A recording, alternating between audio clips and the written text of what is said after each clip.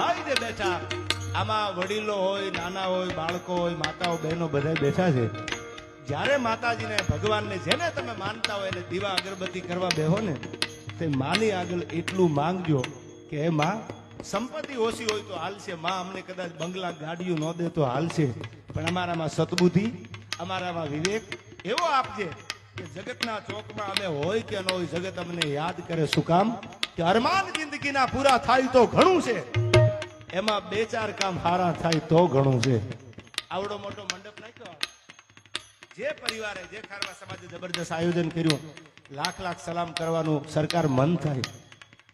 આ જિંદગીના અમુક કામ છે, અરમાન જિંદગીના પૂરા થાય તો ઘણું છે, એમાં બે ચાર કામ સારા થાય તો ઘણું છે. ગઝલ તો બહુ મોટી છે પણ એક કડી આની મને બહુ ગમે છે. લવલેસ મોતનો ડર મુજને નહીં સતાવે. મોત તો ગમે તેથી આવી જવાનું, મારું તમારું કઈ નક્કી છે નહીં.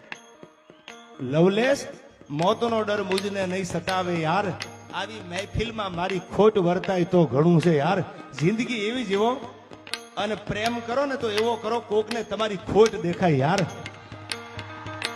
અને હું તો ઈ કહું છું કે પ્રેમ કરવો ને એ મરદબાણાનું કામ છે, રાકાથી પ્રેમય ન થાય.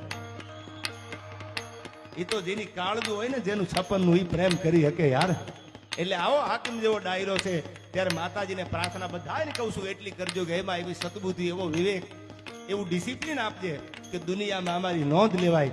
એ માટે ભગવતીના છેલ્લા છંદમાં આગળ ઉપર વાતો કરવી છે, પણ માને પ્રાર્થના કેવી કરવી છે કે હે જગદંબા, એ માતાજી, એ જોગમાયા, શું કીધું આમાં?